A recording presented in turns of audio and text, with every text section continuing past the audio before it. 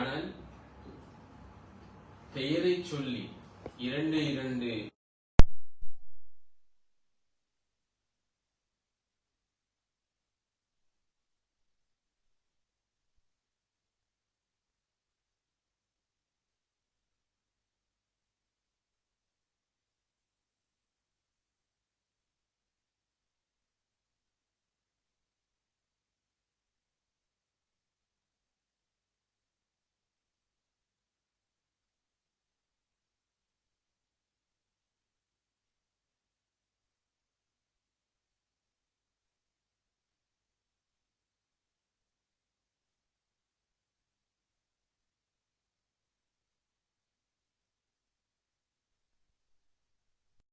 மக்களுக்கு பிரித்து காட்டுவதற்கான ஒரு வேதம்.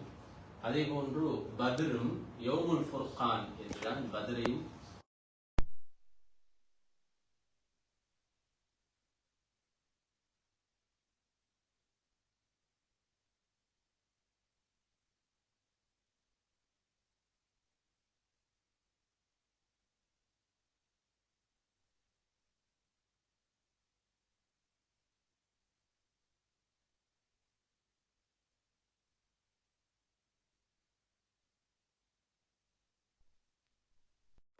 அல்லாஹும்ம அன்ஜிஸ் மா வஅதனி, யா அல்லாஹ் நீ எனக்கு அளித்த வாக்குறுதியை நிறைவேற்றுவாயாக.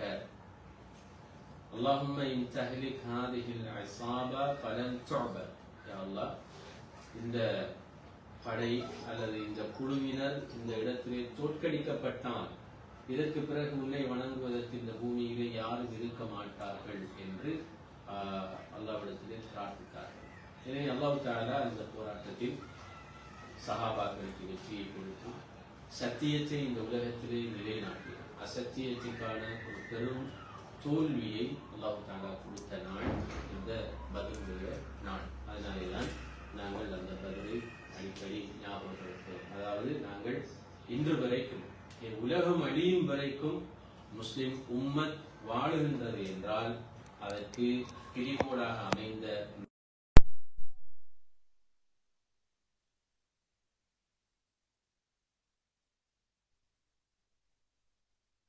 பட்டிருப்பார்களாக இருந்தால் அல்லது கொல்லப்பட்டிருப்பார்களாக இருந்தால் அல்லாஹ்வுடைய நாமம் இந்த பூமியிலே உச்சரிக்கப்பட்டிருக்க மாட்டார். அல்லாஹ் தஆலா இந்த பூமியிலே வணங்கப்பட்டிருக்க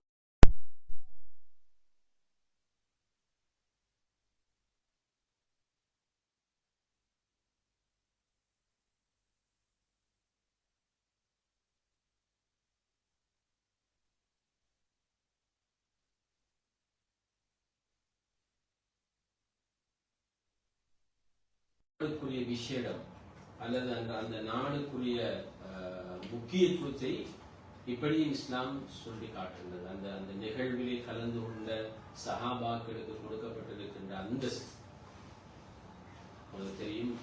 மக்கா வெற்றி சந்தர்ப்பத்திலே ரசூலுல்லாஹி ஸல்லல்லாஹு அலைஹி வஸல்லம் அவர்கள் மக்கா வெற்றியை மிகவும் ரகசியமாகத்தான் திட்டமிட்டுக் கொண்டிருந்தார். அதாவது யுத்தம் செய்யாமல், ரத்தம் சிந்தாமல் மிக கவனமாக மக்காவிலே நுழைய வேண்டும், மக்காவை கைப்பற்ற வேண்டும் என்பதற்கான ஸ்ட்ராட்டஜிஸை ரசூலுல்லாஹி ஸல்லல்லாஹு அலைஹி வஸல்லம் அவர்கள் அமைத்துக் கொண்டிருந்தார்கள். இவனுடைய மனைவிக்கு கூட மக்கா கைப்பற்றப்பட போகின்ற செய்தி தெரியாது. ஆனாலும் ஒரு சஹாபி அந்த தகவல் அவருக்கு கேள்விப்பட்டதும் அந்த தகவலை மக்காவிலே இருக்கின்ற அவருடைய குடும்பத்திற்கு அந்த செய்தியை அனுப்புகிறார்கள். ஹாத்திப் இப்னு அபி பல்தா என்கின்ற சஹாபி. அந்த செய்தி ஒரு பெண்ணினுடைய கொண்டையிலே அந்த செய்தி மிக கவனமாக மறைக்கப்பட்டு மக்காவுக்கு அனுப்பப்படுகிறது. உண்மையில் அந்த சஹாபி இந்த திட்டத்தை அம்பலப்படுத்த வேண்டும் என்பதற்காக அவர் அறிவிக்கவில்லை. மாற்றமாக அவருடைய குடும்பம் பாதுகாப்பாக இருக்கும்படி, கவனமாக இருக்கும்படி, விழிப்பாக இருக்கும்படி சொல்லித்தான் அந்த செய்தியை அவர் அனுப்புகின்றார். ஆனாலும் அல்லாஹ் தஆலா ஸல்லல்லாஹு அலைஹி வஸல்லம் அவர்களுக்கு வஹி மூலமாக அந்த செய்தியை அறிவிக்கிறார். ஸல்லல்லாஹு அலைஹி வஸல்லம் அவர்கள் சஹாபாக்களை அனுப்பி ஹாத்திப் இப்னு அபி பல்தா அந்த பெண்ணை அழைத்துக் கொண்டு வந்து விசாரிக்கின்ற பொழுது இந்த தகவலை நகர்த்தியவர் ஹாத்திப் இப்னு அபி பல்தா. அப்பொழுது அவரை விசாரித்துக் கொண்டிருக்கின்ற பொழுது உமர் ரலியல்லாஹு அன்ஹு அவர்கள் கேட்கிறார்கள், யா ரசூலல்லாஹ், எனக்கு அனுமதி தாருங்கள், உடனடி அத்ரிபு உனுக ஹாதல் முனாஃபிக், இந்த நயவஞ்சகருடைய தலையை நான் வெட்டுறதுக்கு அனுமதி தாருங்கள். ரசூலுல்லாஹி ஸல்லல்லாஹு அலைஹி வஸல்லம் உமர் ரலியல்லாஹு அன்ஹு அவர்களுக்கு சொன்ன பதில், மா யுத்ரீக லஅல்ல அல்லாஹு இத்தலஅ அலா அஹ்லி பத்ர். அப்படி செய்யலாது. காரணம், அல்லாஹ் தஆலா பத்ரில் கலந்து கொண்ட எல்லா மனிதர்களுடைய பாவங்களையும் மன்னித்து விட்டார். இதற்கு பிறகு நீங்கள் வேண்டியதை செய்யுங்கள், உங்களுடைய பாவங்கள் மன்னிக்கப்பட்டு விட்டன என்று பத்ர் சஹாபாக்களுக்கு அல்லாஹ் தஆலா சொல்லி இருக்கின்றார். அந்த அளவுக்கு பத்ர் சஹாபாக்களுக்கு உயர்ந்த தரஜாவை அல்லாஹ் தஆலா கொடுத்தான். காரணம், சத்தியத்துக்கும் அசத்தியத்துக்கும் எதிரான ஒரு பிரிகோடாக அமைந்த அந்த நாளில் அவர்கள் எந்தவித பயிற்சியும் இல்லாமல், எந்தவித முன்னாயத்துவம் இல்லாமல், பௌதிக ரீதியான எந்த பலமும் தன்னுடைய கையிலே இல்லாமல் அல்லாஹ்வுக்காக, அவர்கள் இந்த மார்க்கத்திற்காக முன்வந்தமைக்காக அல்லாஹ் கொடுத்திருப்பார். எனவேதான் நாங்கள் இந்த நாளை மீட்டு பார்ப்பது என்பது, நாம் இந்த உலகத்திலே கலிமாவோடு வாழ்வதற்கு, இஸ்லாத்தை நிலைநாட்டுவதற்கு காரணமாக அமைந்த அந்த நாளை மீட்டு பார்ப்பது என்பது எங்களுடைய தார்மீக கடமை. இது முதலாவது. இரண்டாவது விடயம், அன்புக்குரிய சகோதரர்களே, பத்ருடைய அந்த காரணி என்ன என்று பார்த்தால் இரண்டு காரணங்கள் இருக்கிறது. ஒன்று உடனடி காரணி, இரண்டாவது ஒரு நீண்ட வரலாற்று பின்னணியை கொண்ட ஒரு காரணி. ரசூலுல்லாஹி ஸல்லல்லாஹு அலைஹி வஸல்லம் அவர்களை அல்லாஹ் தஆலா இந்த தூதை கொடுத்து மக்காவுக்கு அனுப்புகின்றான். இந்த தூதுடைய மிக முக்கியமான இலக்கு எங்கள் எல்லோருக்கும் தெரியும். முதலாவது ஏகத்துவத்தை இந்த உலகத்திலே நிலைநாட்டுதல். ஏகத்துவம், அதுதான் இந்த தூதினுடைய பிரதானமான இலக்கு. இரண்டாவது மனித நலன்கள், மனிதர்களுக்கு மத்தியிலே நீதி நிலைநாட்டப்பட வேண்டும், அவர்கள் சுதந்திரமாக வாழ வேண்டும். இப்படியான மனித நலன்களை மையமாக கொண்டு அல்லாஹ் தஆலா அவனுடைய மார்க்கத்தை ஸல்லல்லாஹு அலைஹி வஸல்லம் அவர்களுக்கு கொடுத்து அனுப்புகிறார். ஆனால் ரசூலுல்லாஹி ஸல்லல்லாஹு அலைஹி வஸல்லம் அவர்களை இந்த மார்க்கத்தை நிலைநாட்ட விடாமல் குறைஷி காபிர்கள் நீண்ட ஒரு தடையை ஏற்படுத்தியிருந்தார்கள். கிட்டத்தட்ட 13 வருட காலம் மக்காவில் ஸல்லல்லாஹு அலைஹி வஸல்லம் அவர்கள் அவருடைய பிரச்சாரத்தை முன்னெடுக்கிறார்கள். ஆனால் அதற்கு பயங்கரமான எதிர்ப்பு மக்கா சமூகத்திலே, குறைசி சமூகத்துக்கு மத்தியிலே வந்தது எங்கள் எல்லோருக்கும் தெரியும். அந்த எதிர்ப்பு பல வடிவங்களிலே வந்தது. ஸல்லல்லாஹு அலைஹி வஸல்லம் அவர்களையும் சஹாபாக்களையும் மானூசிக ரீதியாக கடுமையாக அவர்கள் எதிர்த்தார்கள், மானூசிக ரீதியாக கடுமையாக தாக்கினார்கள். அதே போன்று அடுத்த கட்டம் உடல் ரீதியான சித்திரவதைக்கும் ஸல்லல்லாஹு அலைஹி வஸல்லம் அவர்களையும் சஹாபாக்களையும் குறைஷிக்காரர்கள் உட்படுத்தினார்கள். எந்த அளவுக்கு என்றால், ஒரு கட்டத்தில் இஸ்லாம் அழிந்து விடுமோ என்று பயந்து, இஸ்லாத்தை ஏற்றவர்கள் அழிக்கப்பட்டு விடுவார்களோ என்று பயந்து ரசூலுல்லாஹி ஸல்லல்லாஹு அலைஹி வஸல்லம் அவர்களை பாதுகாப்பதற்காக அபிசீனியாவுக்கு ஹிஜ்ரத் அனுப்புகின்ற அளவுக்கு சித்திரவதைகள் மிகவும் கடுமையாக முன்னெடுக்கப்பட்டது. இனி அதிலிருந்து இஸ்லாத்தை பாதுகாப்பதற்காக, ஈமானை பாதுகாப்பதற்காக, ஈமான் கொண்ட மக்களை பாதுகாப்பதற்காக ஸல்லல்லாஹு அலைஹி வஸல்லம் அவர்கள் மதீனாவுக்கு ஹிஜ்ரத் செய்கிறார்கள். ஹிஜ்ரத் செய்து 2 வருடங்கள் பொறுமையோடு, சகிப்புத்தன்மையோடு, எதிரிகளிடத்திலே இருந்து வருகின்ற அத்தனை சவால்களையும் அவர்கள் பொறுமையோடு தான் எதிர்கொள்கிறார்கள். ஏனென்றால் அல்லாஹ்வும் அவர்களுக்கு இட்ட கட்டளை சப்ரன் ஜமீலன், ஃபஸ்பிர் சப்ரன் ஜமீலன், ஃபஸ்ஃபஹ் அஸ்ஸஃபல் ஜமீல், இப்படியான வார்த்தைகளை கொண்டுதான் அல்லாஹ் தஆலா அவர்களுக்கு ஆசுவாசப்படுத்தினார். நீங்கள் பொறுமையாக இருங்கள், சகித்துக் கொள்ளுங்கள், நிச்சயமாக உங்களுக்கு வெற்றி இருக்கிறது, நீங்கள் இவை எல்லாவற்றையும் கவனமாக பொறுமையாக எதிர்கொள்ளுங்கள் என்று போராட்டத்துக்கான எந்த விதமான சைக்கிளைகளையும் கொடுக்காமல், வன்முறைக்கான எந்த விதமான ஏற்பாடுகளையும் அல்லாஹ் தஆலா முன்வைக்காமல், பொறுமையை கொண்டு, சகிப்புத்தன்மையை கொண்டு நிதானமான முறையில் நீங்கள் இந்த எதிர்ப்புகளை முகம் கொடுங்கள் என்றுதான் கட்டளை விடப்பட்டது. ஆனால் மதீனாவுக்கு ஹிஜ்ரத் வந்ததற்கு பிறகும் குறைஷிகள் விட்டபாடில்லை. மக்காவில் இருந்து கொண்டு மதீனாவில் இருக்கின்ற குறைஷிகள், மதீனாவில் இருக்கின்ற யகூதிகள், அதிலும் குறிப்பாக யூதர்கள், இவர்கள் முனாஃபிக்குகள் இவர்களை தூண்டிவிட்டு இஸ்லாத்துக்கு முஸ்லிம்களுக்கும் எதிராக ஒரு பெரும் சதியை குறைஷி காவியர்கள் செய்து கொண்டிருந்தார்.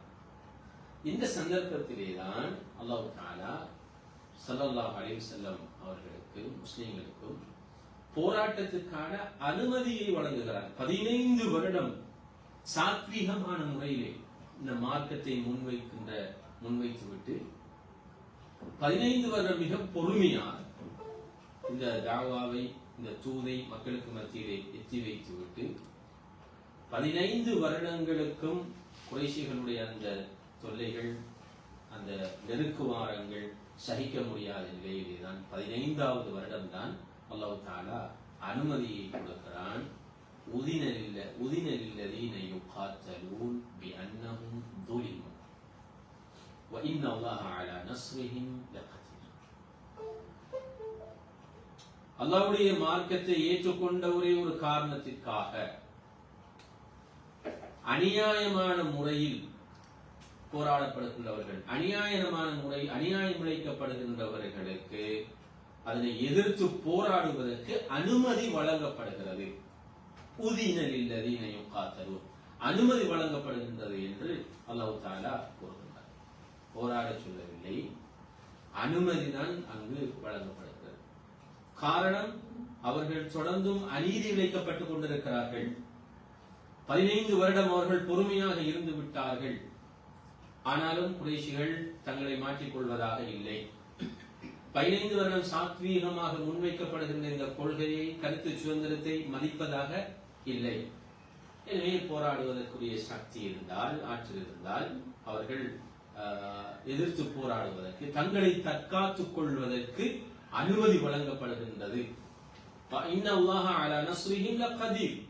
அதே நேரம் அல்லாஹ் தஆலா அவர்களுக்கு உதவி செய்வது, அவர்களுக்கு வெற்றியை கொடுப்பதற்கு சக்தி உள்ளவனாக இருக்கிறான் என்று அல்லாஹ் தஆலா குர்ஆனிலே சொல்கிறார். இந்த அனுமதியை பயன்படுத்தி இதுதான் மிக நீண்ட ஒரு பின்னணி, பதில் போராட்டத்துக்குரிய உடனடியான காரணி ஒன்று இருக்கிறது. அதுதான் இந்த அனுமதியை எடுத்துக்கொண்டு ரசூலுல்லாஹி ஸல்லல்லாஹு அலைஹி வஸல்லம் அவர்கள் ஒரு கவனமான ஒரு ஸ்ட்ராட்டஜிக் பிளான் ஒன்றை வகுக்கின்றார்கள், மூலோபாய திட்டம் ஒன்றை வகுக்கிறார்கள். அதாவது குறைஷிகளுக்கு ஒரு பயன் இருந்தது, ரசூலுல்லாஹி ஸல்லல்லாஹு அலைஹி வஸல்லம் அவர்களும் முஸ்லிம்களும் மதீனாவிலே பலமடைந்து விட்டால் எங்களுடைய வியாபாரங்களை நாங்கள் சிரியாவிலிருந்து மக்காவுக்கு பொருட்களை கொண்டு செல்கின்ற அந்த வியாபாரத்தை முன்னெடுக்க முடியாமல் போய் அந்த பயணம் அவங்களுக்கு இருந்துச்சு. இஸ்லாம் ஒரு சக்தியாக மதீனாவில் மாறினால், இரண்டால் சிரியாவில் இருந்து மக்காவுக்கு பொருட்கள் கொண்டு செல்கின்ற பாதை மதீனா வழியாக போகும். அப்ப அந்த மதீனா வழியாக பாதுகாப்பாக போக இல்லாமல் இருக்கும் என்று கருதி குறைஷிகள், அதனாலதான் நாங்க அந்த மதீனாவில் இருந்து எப்படியாலும் இவர்களை எடுத்துடணும் என்பதற்கான மிக கவனமாக பிளான் பண்ண அது பயன்படுது. எப்படி என்றால், கேள்விப்பட்டாங்க அபூ சுஃபியான் ஒரு வியாபார குழு சிரியாவுல இருந்து மக்காவுக்கு வாரத்துக்கு வெளியாது சொல்லி கேள்விப்பட்டாங்க. அப்ப உங்களுக்கு தெரியும், அன்னரம் இருந்த ஒரு இன்டர்நேஷனல் மார்க்கெட் வந்து சிரியா.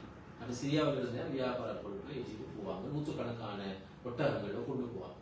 ஒரு ஒட்டகம் கிட்டத்தட்ட கண்டெய்னர் மாதிரி. அப்ப நூற்றுக்கணக்கான ஆயிரக்கணக்கான ஒட்டகங்கள் அவங்க சாமான கொண்டு போவாங்க. அப்ப ஸல்லல்லாஹு அலைஹி வஸல்லம் அவங்க சஹாபாக்களோடு சேர்ந்து ஒரு பிளான் ஒன்று பண்றாங்க. என்றால், நாங்க அபூ சுஃபியான் அந்த டீமை வெளியில வழிமறிப்போம். சரி, வழிமறிச்சு பொருளாதார ரீதியான ஒரு தடை ஒன்றை மக்காவுக்கு ஏற்படுத்தும். நீங்க தொடர்ந்து எங்களை கஷ்டப்படுத்துவீங்களாக இருந்தால் இந்த பிரச்சனை உங்களுக்கு வரும். அதாவது உங்களோட எக்கனாமிக் டவுன் ஆகும். அதாவது நீங்க எங்களை பாட்டில் விழுங்க ஒரு ஸ்ட்ரெஸ் ஒன்றை கொடுக்கணும் என்பதற்காக ரசூலுல்லாஹி ஸல்லல்லாஹு அலைஹி வஸல்லம் இப்படி அபூ சுஃபியான் அந்த கரவான் அல்லது அந்த காஃபிலா வியாபார குழுவை பிளாக் பண்றதுக்கான ஒரு திட்டத்தை தான் போட்டாங்க. அதுக்காக தான் சஹாபாக்கள்டையும் மஷூரா கேட்டாங்க. அப்ப ரசூலுல்லாஹி ஸல்லல்லாஹு அலைஹி சஹாபாக்கள் எல்லாரையும் கூட்டி மஷூரா கேட்டாங்க, இப்படி ஒரு திட்டம் இன்னைக்கு உங்களோட கருத்து என்ன? அபூபக்கர் ரலியல்லாஹு அன்ஹு அவரோட கருத்தை சொன்னார், உமர் ரலியல்லாஹு அன்ஹு அவரோட கருத்தை சொன்னாங்க. இப்படி சஹாபாக்கள் அவங்களுடைய கருத்தை சொன்னாங்க. அதே நேரம் மிக்தாத் ரலியல்லாஹு அன்ஹு அவர்கள் இப்படி சொன்னார், யா ரசூலல்லாஹ், நீங்க எங்களை கூட்டிக்கிட்டு போங்க, நீங்க எந்த அளவுக்கு என்றால் நாங்க இப்படி சொல்ல மாட்டோம். மூசா அலைஹிஸ்ஸலாத்துடைய சமூகம் மூசா அலைஹிஸ்ஸலாத்து சொன்னாங்க, இதஹப் அன்த வ ரப்புக ஃபகாத்திலா இன்னா ஹாஹுனா லகாயிம். நீங்களும் உங்களோட ரப்பும் போய் போராடுங்க, எங்களை விட்டுருவோம், நாங்க இங்க இருக்க போறோம்னு சொல்லி சொன்னாங்க. அப்படி நாங்க சொல்ல வரல. நாங்க சொல்ல என்றால் இதஹப் அன்த வ ரப்புக ஃபகாத்திலா, நீங்களும் உங்களோட ரப்பும் போய் போராடுங்க, பின்னால நாங்க வாரோம்னு சொல்லி சொன்னாங்க. அப்ப இவ்வளவு நேரம் கருத்து சொன்னாக்கள் யாருன்னா முஹாஜிரீன்கள், அன்சாரிகள் சேர்ந்து அந்த கருத்து வரல. அப்ப ரசூலுல்லாஹி ஸல்லல்லாஹு அலைஹி வஸல்லம் கருத்து சொல்லுங்க கேட்டா சஅத் இப்னு முஆத் ரலியல்லாஹு அன்ஹு இருந்தார். அப்ப அவருக்கு விளக்கிட்டு ரசூலுல்லாஹ் என்னத்தை நாடுறாருன்னு சொல்லி, அப்ப ரசூலுல்லாஹ் சஅத் இப்னு முஆத் ரலியல்லாஹு எழும்பி சொன்னார், யா ரசூலல்லாஹ் சிர் பீனா, எங்களை கூட்டிட்டு போங்க, நீங்க நாங்க எதுக்கும் ரெடி. நீங்க எங்களை கூட்டிட்டு போற நேரம் ஒரு கடல் ஒரு நதி குறுக்கறுத்து அதுக்கு மேல நீங்க நடந்துட்டு போனாலும் நாங்க என்னன்னு கேட்க மாட்டோம், நாங்களும் பின்னால நடந்துகிட்டு வருவோம். அந்த அளவுக்கு ஒரு உற்சாகத்தை கொடுத்தோம். எல்லாரும் சஹாபாக்கள் ரெடி. அப்ப அந்த எல்லாரையும் கூட்டிக்கிட்டு 300 சுற்றம் பேரை கூட்டிக்கிட்டு ரசூலுல்லாஹி ஸல்லல்லாஹு அலைஹி வஸல்லம் போனது எதுக்குண்டா போராட்டத்துக்கு இல்லை, யுத்தத்துக்கு போய். ஏன்னா அவங்கள்ட்ட இருந்தது அந்த அந்த டீம்ல வந்து சேர்ந்ததுல ரெண்டு போர் குதிரை ரெண்டே போர் கவசம். அதுல ஒரு போர் குதிரை வந்து ஜுபைர் இப்னு அவாம் ரலியல்லாஹு கூடியது. அடுத்தது இரண்டாவது போர் குதிரை வந்து மிக்தாத் இப்னு முன்திர் ரலியல்லாஹு கூடியது. அப்ப அந்த 2 போர் குதிரை அது 70 தான் அவங்கள்ட்ட இருந்த ஒட்டகம் பிரயாணம் போறது. அப்ப அதுல 3 பேர் 4 பேருக்கு ஒரு ஒட்டகத்தை ரசூலுல்லாஹி ஸல்லல்லாஹு அலைஹி வஸல்லம் பிரிச்சு கொடுத்து அப்படி ஒரு சின்ன டீம் தான் போனாங்க. அப்ப இப்படி போற நேரம் செய்தி கேள்விப்படுது அபூ சுஃபியானுக்கு, இப்படி எங்களை பிளாக் பண்றதுக்கு இடைமறைத்து எங்களை பொருட்களை எல்லாம் எடுக்கிறதுக்காக வேண்டி முஸ்லீம்கள் மாறாங்கன்ற செய்தி கேள்விப்பட்டோன்னு அவர் மக்காவுக்கு ஒரு செய்தி அனுப்புறார். தம்தம் என்கிறவர்கிட்ட ஒரு செய்தி அனுப்புறார், இப்படி ஒரு மெசேஜ் மக்காவுக்கு சொல்லுங்க. அப்ப இவர் அந்த செய்தியை எடுத்துக்கிட்டு மக்காவுல போய் சொல்லி மக்காவுக்கு அந்த செய்தி போய் சேர்றதுக்கு இடையில அபூ சுஃபியான் வேற ரூட்ல அவர் போயிட்டார். மக்காவுக்கு அந்த செய்தி போனோன்னா இவர் போய் அழுது குழம்பி பெரிய சத்தம் எல்லாம் போட்டு எங்களோட வியாபார கோத்திரம் ஒரு பெரிய ஒரு அபாயத்துக்கு உட்பட்டிருக்கி அது ஹவுஸ்ன்னு சொல்லி நான் உதவிக்கு போகணும்னு சொல்லி சத்தம் போட்டோன்னே மக்கா அலர்ட் ஆயிடுச்சு. அலர்ட் ஆகணும்னா அபூ ஜஹல் தலைமையில் ஒரு பெரிய ஒரு படை ரெடியானாங்க. 1000 பேர் கொண்ட ஒரு படை தயாரானாங்க.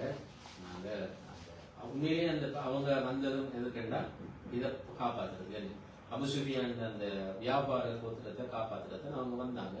ஒரு இடையில வரக்கூட அவங்களுக்கு அந்த செய்தி கேள்விப்பட்டுட்டு அவங்க போயிட்டாங்க. சரி, அபூ சுஃபியான் வேற ரூட்ல போயிட்டாரு.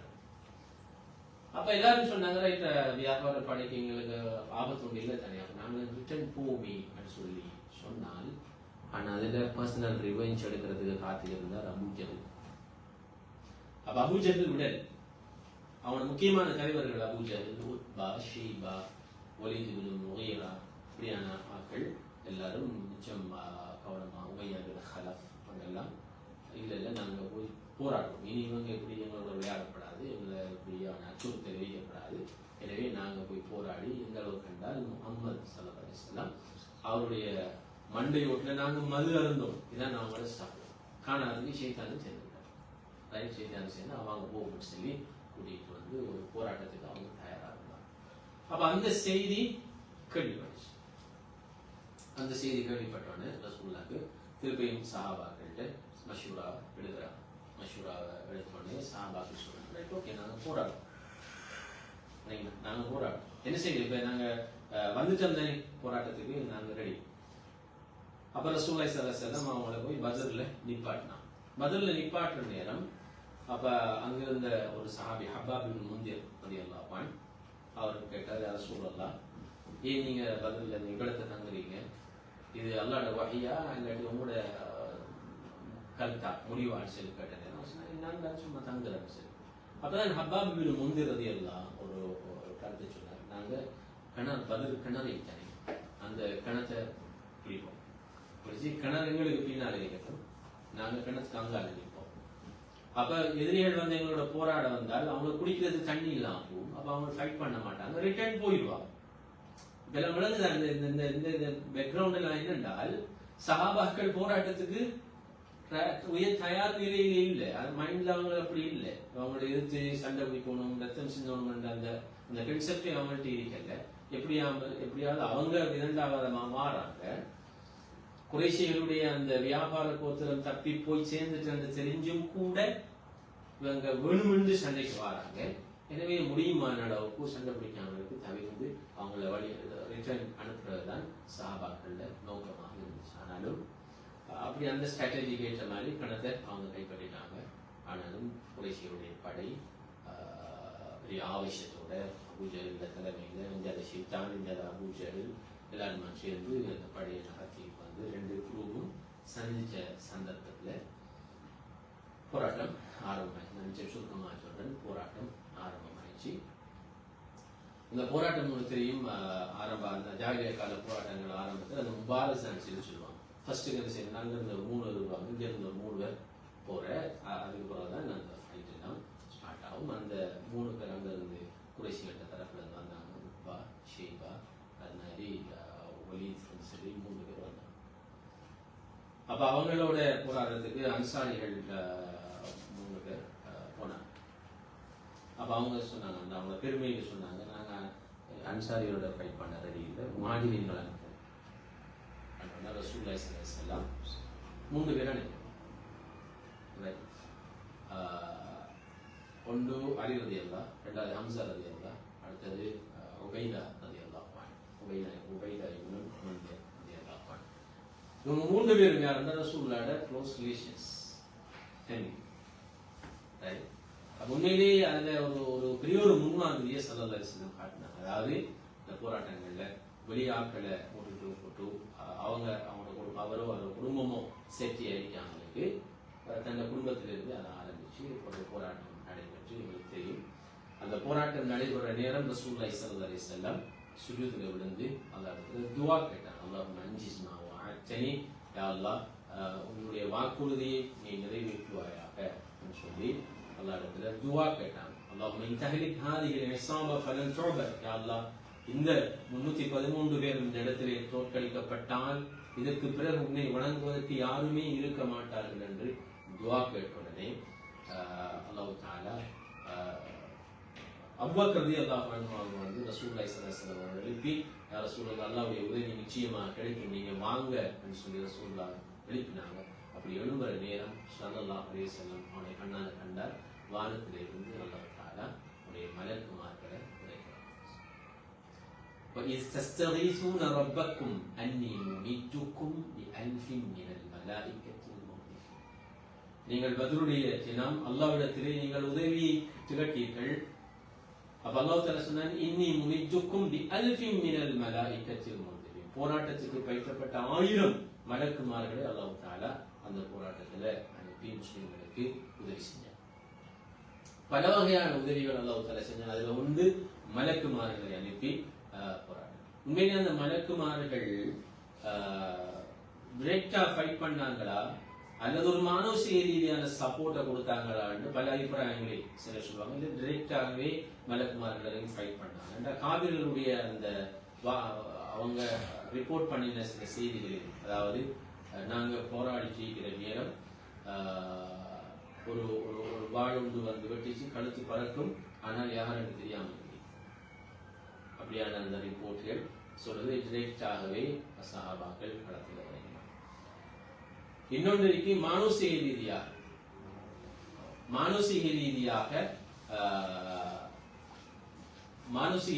மலக்குமார்கள் சப்போர்ட் பண்ணாங்க. அதாவது கிரௌட கூட்டி காட்டணும். நீங்க 13 பேர் தானே, 1000 மலக்குமார்கள் இறங்கினால் அப்ப பெரிய ஒரு கிரௌட் உண்டு காட்டினோம். காவிரிகள் இயல்பாகவே மன ரீதியாக அவங்க பாதிக்கப்படுவாங்க. அப்படியான ஏதோ ஒரு வகையில் அல்லாஹ் மலக்குமார்களுடைய உதவியை இறக்கினார். 2வது அல்லாஹ் தஆலா ஒரு மலையை இறக்கினார்.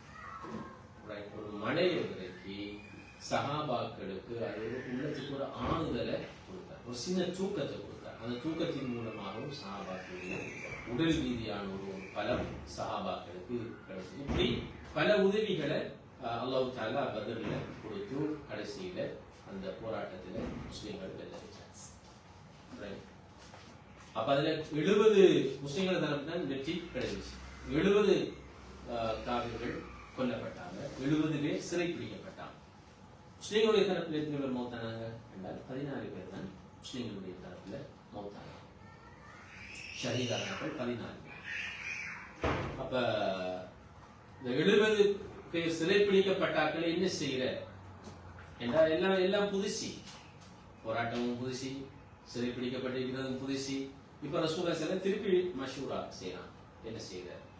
அப்ப அந்த மஷூராவோட சஹாபாக்கள் ஒவ்வொரு கருத்தை சொல்றாங்க. அபூபக்கர் ரலியல்லாஹு அன்ஹு ஒரு கருத்து சொன்னாங்க என்றால், நாங்க இவங்கள்ட்ட ஒன்றில் காசு வாங்கி பணத்தை வாங்கிட்டு இவங்களை விடுவோம், அல்லது அவங்கள்ட்ட அவங்களோட அறிவு இருந்தால், நல்ல படிச்சாக்கள் இருந்தால் அவங்கள எங்க பிள்ளைகளை அனுப்பி எங்க மக்களை அனுப்பி அவங்க படிச்சு கொடுக்கணும், படிச்சு கொடுத்துட்டு போகணும். ஆனா உமர் ரலியல்லாஹு அன்ஹுவுடைய கருத்து இல்லை, இவங்க எல்லாரையும் கொல்லணும்.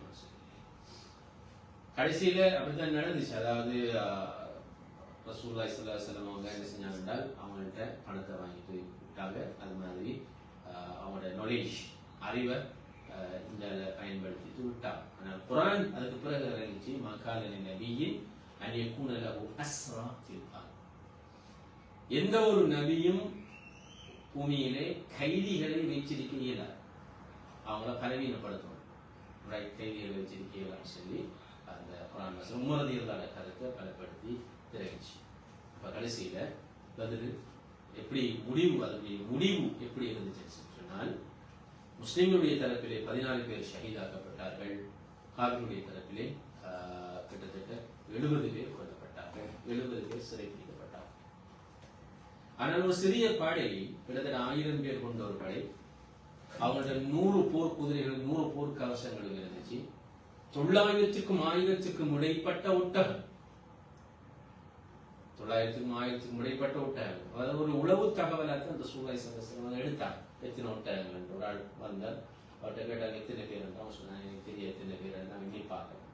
ஒரு நாளைக்கு எத்தனை ஒட்டகம் மறுத்து அவங்க சாப்பிட்றாங்கன்னு கேட்டோம். 10 ஒட்டகம் சொன்னதான் ரசூலுல்லாஹி ஸல்லல்லாஹு அலைஹி வஸல்லம் கணக்கொண்டு பார்த்து சொன்னார்.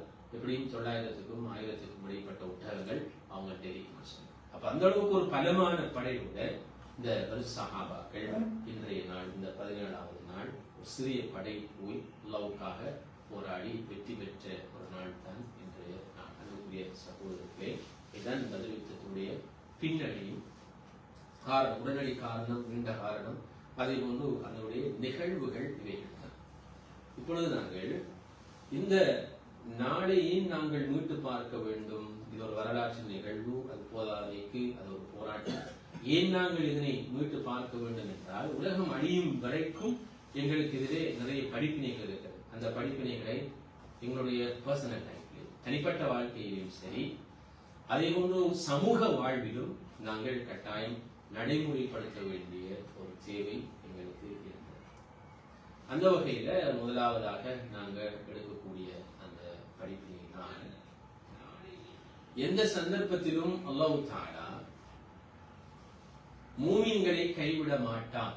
அவர்கள் ஒரு சிறிய குழுவாக இருந்தாலும் சரி, ஒரு ஈமான் அசைக்க முடியாத நம்பிக்கை, அல்லாஹ்வின் மீது அசைக்க முடியாத தவக்குல் எங்களுக்கு இருக்குமாக இருந்தால், அல்லாஹ்வுடைய பாதையிலே பொறுமையோடு நாங்கள் பயணிப்போமாக இருந்தால், நாம் ஒரு சிறிய குழுவாக இருந்தாலும் அல்லாஹ் தஆலா பெரிய வெற்றியை எங்களுக்கு தருவான் என்பது பத்ர் எங்களுக்கு சொல்லுகின்ற மிக முக்கியமான ஒரு செய்தி. அல்லாஹ் தஆலா குர்ஆனிலே அதனை தெளிவாக சொல்லுகின்றார். வலகத் நஸரக்குமுல்லாஹு பிபத்ரின் வஅன்தும் அதில்ல. பத்ரிலே அல்லாஹ் தஆலா நீங்கள் ஒரு சிறு குழுவாக இருந்த சந்தர்ப்பத்திலும் அல்லாஹ் உங்களுக்கு உதவி செய்தார். அல்லாஹ்வுடைய பார்வையில் எண்ணிக்கை முக்கியமல்ல, அவருடைய பார்வையில் குவாலிட்டி, இந்த மனிதனுடைய ஈமான் எவ்வளவு பலமாக இருக்கிறது, அவருடைய நடத்தைகள் எப்படி இருக்கின்றன, அவர்கள் எப்படி அல்லாஹ்வுடைய பாதையில் வருகின்ற சோதனைகளை பொறுமையோடு தாங்கிக் கொள்கிறார்கள், இவற்றை அல்லாஹ் தஆலா பெருமானங்களாக பார்த்து வெற்றியை தீர்மானிக்கின்ற சக்திகளாக வைக்கின்றார். అయితే நாங்கள் இன்றைக்கு தாலூத் ஜாலூத் அந்த வரலாற்று கதைகளையும் நாங்கள் பார்த்தோம். கிட்டத்தட்ட 80,000 பேர் தாலூத்தோட வந்து கடைசிக்கு சோதனைகள் எல்லாத்திலையும் ஃபெயில் ஆகி 300 பேர் தான் அங்கேயும் இருந்தான். அப்ப அதனை அவங்க சொல்றாங்க கம்மின் ஃபிஅத்தின் கலீலத்தின் கலபத் ஃபிஅத்தின் கஸீரத்தன் பிஇذனில்லாஹ். எத்தனையோ சிறிய கூட்டம் அல்லாஹ்வுடைய உதவியினால் பெரிய கூட்டங்களை வென்றிருக்கிறது. அப்படிதான் தாலூத்துடைய அந்த 300 சுற்றம் பேர் ஜாலூத் என்கின்ற ஒரு பெரும் கொடுங்கோல் வெற்றி கொண்ட கதையை குர்ஆன் எங்களுக்கு சொல்லும். அந்த வகையில உங்களுடைய எண்ணிக்கைங்கிறது முக்கியம் இல்லை. அதுதான் அல்லாஹ் தஆலா ஹுனைன் பற்றி சொல்றாங்க. யௌம ஹுனைன் இது அஜபத்கும் கஸரத்துக்கும். ஹுனைன் யுத்தத்திலே சஹாபாக்களுடைய எண்ணிக்கை கூட இருந்துச்சு. 12,000க்கு மேற்பட்ட சஹாபாக்கள் ஹுனைன்ல இருந்தாங்க. அவங்களோட விட மிக குறைஞ்ச எண்ணிக்கையினால் காபிர்கள் இருந்தாங்க. அப்ப சஹாபாக்களுக்கு ஒரு தைரியம் வந்துச்சு, நாங்க எண்ணிக்கையில பெரிய கிரௌட் இருக்கோம், எனவே யாரும் எங்களை மிகைக்கீழா என்ற ஒரு தைரியம் ஒண்ணு வந்துச்சு. அது குர்ஆன் அஜபத்கும், அது அவங்களுக்கு ஒரு கர்வம் மாதிரி போயிட்டு எங்களுக்கு ஒரு பலம் இருக்கு. அப்ப அப்படி அந்த பலத்துல நம்பிக்கை இருந்தால் என்ன நடக்கும்? அல்லாஹ்விடத்தில் உதவி தேட மாட்டோம். நீங்க பாருங்க, பத்ர்ல அந்த பலவீனமான ஒரு டீம் போனதால அவங்க அல்லாஹ்விடத்துல துஆ கேட்டா, ஸல்லல்லாஹு அலைஹி வஸல்லம் சுஜூதுல விழுந்து துஆ கேட்டாங்க. சஹாபாக்கள் அல்லாஹ்விடத்துல பிரார்த்திச்சாங்க. அல்லாஹ்வுடைய உதவி முழுமையாக இறங்கிச்சு. முழுக்க அல்லாஹ்வுடைய. வமா ரமைத்த இத் ரமைத்த வலக்கின் அல்லாஹ் ரமா. ரசூலுல்லாஹி ஸல்லல்லாஹு அலைஹி வஸல்லம் ஒரு அம்பு எறிகிற நேரம் அல்லது கல் எறிகிற நேரம் எறிஞ்சி அந்த வெற்றியை பெற்றாங்க. ஆனால் அந்த வெற்றியை ரசூலுல்லாஹ்வையோ சஹாபாக்களையோ உரிமை கொண்டாடுறதுக்கு குர்ஆன் விடல. ரைட், நீங்க அம்பு எறிஞ்சு ஓகே, நீங்க அந்த கல் எறிஞ்ச, ஆனால் அதை அந்த கல்ல தாக்கத்தை ஏற்படுத்தியவன், அந்த அம்பின் மூலமாக தாக்கத்தை ஏற்படுத்தியவன் யாரு? அல்லாஹ். வமா ரமைத்த இத் ரமைத்த வலக்கின் அல்லாஹ் ரமா. அல்லாஹ். அப்ப அல்லாஹ்வின் மீது அசைக்க முடியாத ஒரு அந்த ஈமான், பலமான அந்த ஈமானை நாங்கள் கட்டாயம் வளர்த்துக் கொண்டால் அது எங்க பர்சனல் லைஃபுக்கும் அல்லாஹ் தஆலாவுடைய உதவி நிச்சயமாக கிடைக்கும். சமூக வாழ்வு, தாவா வாழ்விலையும் அல்லாஹ் தஆலா நிச்சயமாக கண்ணுக்கு தெரியாத உதவிகளை உங்களுக்கு தருவார். அதான் பாருங்க, கண்ணுக்கு தெரியாத உதவிகள் எப்படி ஒன்றில் சஹாபாக்களுக்கு அந்த தூக்கத்தை கொடுத்து அவங்கள அந்த டயர்டை இல்லாம மழை ஒன்றை பேரை வச்சு அந்த சூழலை அவங்களுக்கு ஏற்ற மாதிரி செஞ்சு கொடுத்தார். சஹாபாக்கள் அதே நேரம் மலக்குமார்களுடைய நேரடியான உதவியை கொடுத்தார். ஒரு பக்கம். இரண்டாவது பக்கம் அந்த காபிர்களுடைய உள்ளத்துல பயத்தை ஏற்படுத்தினார்.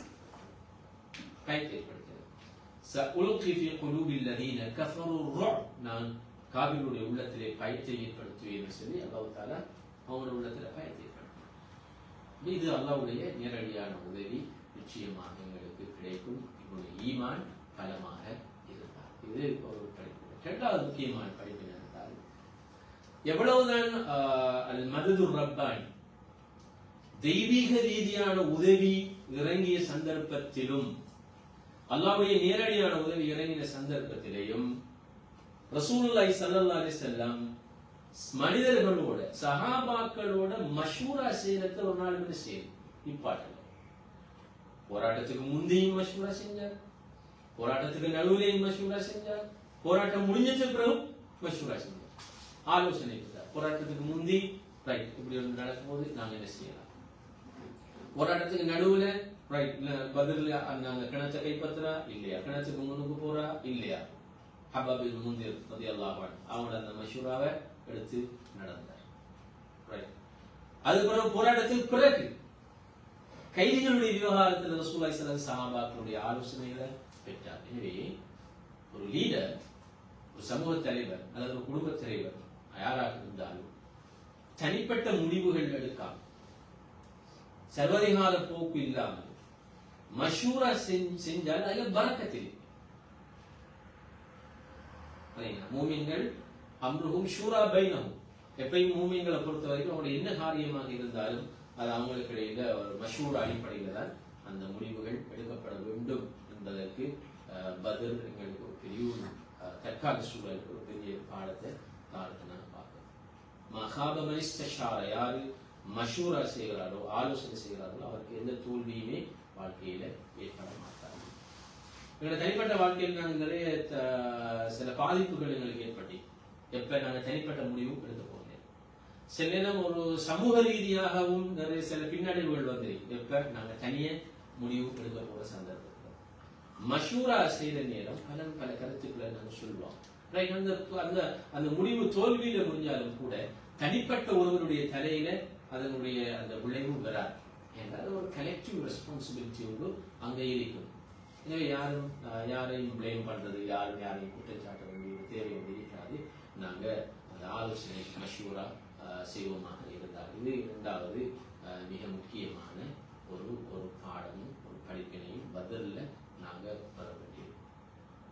அதே போன்றுதான் அல்-உஹுவா, ஒரு ஆன்மீக சகோதரத்துவம் அல்லது அகீதா ரீதியான அந்த பிணைப்பு பதிலில் நாங்கள் பார்க்கக்கூடியதாக இருந்துச்சு. அபூபக்கர் ரலியல்லாஹு அன்ஹு ஒரு பக்கம், மகன் இன்னொரு பக்கம், உமர் ரலியல்லாஹு அன்ஹு ஒரு பக்கம், அவருடைய சகோதரர் இன்னொரு பக்கம், அது மாதிரி முஸஅப் இப்னு உமைர் ரலியல்லாஹு ஒரு பக்கம், அவருடைய சகோதரர் இன்னொரு பக்கம். அந்த இடத்துல இரத்த உறவுக்கு அப்பால் அகீதா அல்லாஹ்வுக்காக என்ற அந்த உறவு முன் வந்ததை நாங்கள் பார்க்கிறோம். எங்கதான் எங்களுடைய சகோதரர்கள் இருந்தாலும் அவர்களுக்காக, அவருடைய அந்த உறவுக்காக நாங்கள் உழைப்பது, அதற்காக நாங்கள் பிரார்த்திப்பது தற்கால சூழலில் மிக முக்கியமான ஒரு பாடமாக, ஒரு படிப்பினையாக நாங்கள் பெற வேண்டியிருக்கிறது. அங்குக்குரிய சகோதரர்கள்படி எங்களுடைய தனிப்பட்ட வாழ்க்கையிலும் அதே போன்று எங்களுடைய சமூக வாழ்விலும் ஏராளமான பல படிப்பினைகளை இந்த பதிலுடைய நிகழ்வு எங்களுக்கு சொல்கிறது. தற்கால உலகத்துக்கு பதில் சொல்லுகின்ற செய்தி என்னவென்றால், இஸ்லாம் ஒரு சாந்தி மார்க்கம், அஹிம்சை வழியிலே தன்னுடைய கொள்கையை பிரச்சாரம் செய்கின்ற மார்க்கம். கிட்டத்தட்ட 15 வருட காலமாக இந்த உலகத்திலே தன்னுடைய கொள்கையை நிலைநாட்டுவதற்காக பல சவால்கள், அது மானசீக ரீதியான சவால்களும் சரி, பௌதிக ரீதியான சவால்கள், இவை எல்லாவற்றையும் சகித்துக் கொண்டு 15 வருட காலமாக இந்த உலகத்திலே தன்னுடைய கொள்கையை பரப்பிய ஒரு மார்க்கம் இஸ்லாம். கடைசியில் பதிலுடைய சந்தர்ப்பத்திலும் கூட முடியுமான அளவு போராட்டத்தை தவிர்த்துக் கொள்வதற்காக அந்த நிகழ்வை அமைத்துள்ளார். அதனாலதான் ரசூலுல்லாஹி ஸல்லல்லாஹு அலைஹி வஸல்லம் போராட்டத்திற்கு போகின்ற பொழுது சஹாபாக்களுக்கு உபதேசம் செய்வார்கள். எப்படி உபதேசம் செய்வார்களாக இருந்தால், நேரடியாக எதிரிகள் உங்களோடு நேரடியாக போரிட்டால் மாத்திரம்தான் நீங்கள் அவர்களோடு நேரடியாக போராடுவது. அவர்கள் புறமுதுகு காட்டி ஓடினால் அவர்களை நீங்கள் துரத்தி செல்ல வேண்டாம். இது போராட்ட களத்தில் இருப்பவர்களுக்கு கொடுக்கப்படுகின்ற ஒரு அட்வைஸ். இரண்டாவது ஸல்லல்லாஹு அலைஹி வஸல்லம் அவர்கள் சொல்வார்கள், இயற்கைக்கு எந்த அழிவுகளையும் நீங்கள் ஏற்படுத்த வேண்டாம், மரங்களை வெட்ட வேண்டாம், இயற்கைக்கு எந்த அழிவுகளையும் ஏற்படுத்த வேண்டாம். மூன்றாவது, போராட்ட களத்திலே உங்களை எதிர்த்துத்தான் போராட வந்திருந்தாலும் பெண்களையோ அல்லது சிறுவர்களையோ அல்லது வயதுகளையோ நீங்கள் கொலை செய்ய கூடாது, துன்புறுத்த கூடாது. அப்ப இந்த அளவுக்கு ஒரு போராட்ட களத்தில் இருப்ப எதிர்த்து போராட வந்தவர்களை கூட நீங்கள் எவ்வாறு நடத்த வேண்டும் என்று, அப்படி நீங்கள் ஒருவரை கொலை செய்து விட்டால், போராட்டத்தில் ஒருவர் கொல்லப்பட்டு விட்டால் அவரை எந்த வகையிலும் சித்திரவதை செய்யக்கூடாது, அந்த மரணித்த உடலுக்கு நீங்கள் சித்திரவதை செய்யக்கூடாது. இப்படியான உபதேசங்களை கொடுத்துத்தான் ரசூலுல்லாஹி ஸல்லல்லாஹு அலைஹி வஸல்லம் அவர்கள் அந்த போராட்டத்துக்கு சஹாபாக்களை அனுப்புவார்கள். எனவே இது உலகத்துக்கு, இன்றைய உலகத்திற்கு இஸ்லாம் பதிலுடைய நாளிலே சொல்லுகின்ற செய்தி இதுதான். இஸ்லாம் எப்பொழுதும் அமைதியை விரும்புகின்ற மார்க்கம், சாத்வீகமாக தன்னுடைய கொள்கையை முன்வைக்கின்ற மார்க்கம். அது எப்பொழுதும் போராட்டத்துக்கு தள்ளப்பட்டது என்றால் ஒரு தற்காப்புக்காக, தங்களை எதிர்த்து போராடுகின்றவர்கள் இருந்து தங்களை பாதுகாக்க வேண்டும் என்ற அந்த நோக்கத்திலே தான் அது போராட்டத்துக்கு தள்ளப்பட்டது.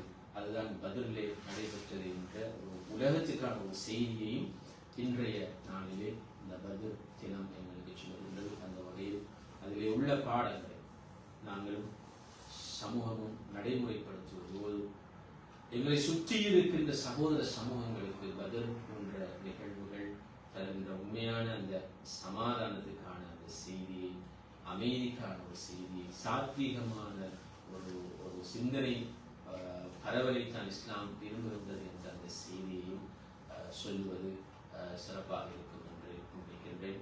அந்த வகையில் அன்புடைய சகோதரர்களே, இன்றைய இந்த சந்தர்ப்பத்தில் எனக்கு இந்த கருத்துக்களை சொல்வதற்காக வாய்ப்பளித்தமைக்காக நன்றி கூறி விடுகின்றேன். வாஹதாவான அல்ஹம்துலில்லாஹி ரப்பில் ஆலமீன். அஸ்ஸலாமு அலைக்கும் வரஹ்மத்துல்லாஹி